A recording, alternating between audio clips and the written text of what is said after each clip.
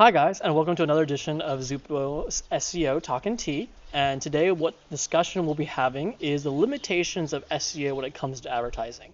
The reason why I want to discuss this is because there are many powerful things SEO can do, but there are also things SEO can't do. It's like any other marketing channel; you can't have everything, right? So, but before we begin, again, what I want to go over is it is SEO Talking Tea, and we have our tea today. Again, this is one that has appeared on the show before. This is a pu'er tea that my grandmother has actually gifted to my mom, who has gifted it to me. I drink this thing about every single other day. It's a very dark tea. It almost looks like black coffee when you brew it. If you can see the tea leaves, actually, they're pretty black too. But this tea is really good. It's really strong. And if you want like that morning black coffee cup of joe, this is pretty much an equivalent to that if you ever want some tea. But let's go ahead and get brewing and get talking. So again, the conversation we're having is the limitations of SEO when it comes to advertising. I don't love using the word limitations, but we'll just kind of stick with that. But the reason why I want to discuss that is because there's another video I have discussed where I've talked about how SEO, what is SEO's place in marketing.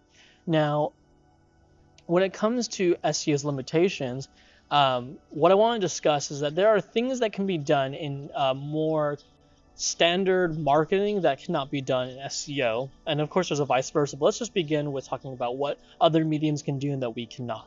So a good example of what I want to discuss is when it comes to advertising, a lot of people think of commercials, Google ads, social media ads, and Hulu and all that kind of stuff.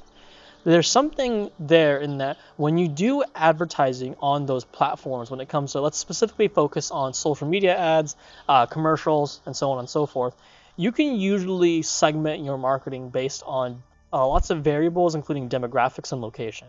So for social media ads and TV commercials, you can say like, I want 40 to 50-year-old moms who have 2 kids and who they're going to college now, or I want young entrepreneur types and all that kind of stuff on social media ads, and usually on TV or some digital version of TV. You can segment based on those demographics, because you can usually providers and Facebook and these different platforms will offer those that data to you, and then therefore you can advertise based on the demographic, which a lot of people are very used to, like I said. Now, where the difference when it comes to SEO and search engines is that is not the case.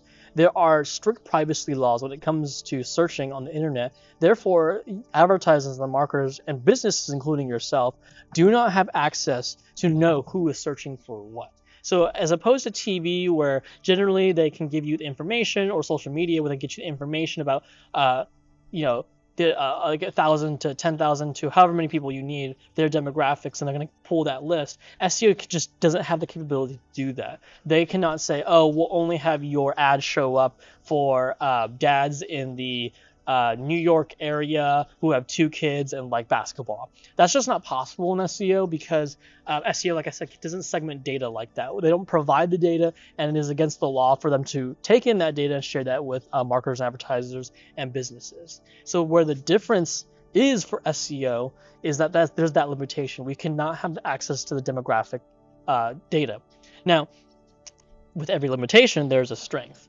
Where SEO does come into play is that it can segment based on psychographics. And what that means is that because SEO is about optimizing your websites for search results when someone's searching for something, because someone's searching for something, you know that they have the intent to do it. They have the psychographic data right there that you know that they're already doing it. If 100 people are searching for a local pho restaurant in your area, that already shows intent. You don't need the demographics. You know that they want it, right? So that's kind of where SEO is really strong, as opposed to general traditional marketing in social media and TV, where you don't know if they're interested. You just know that they fit the demographic you want.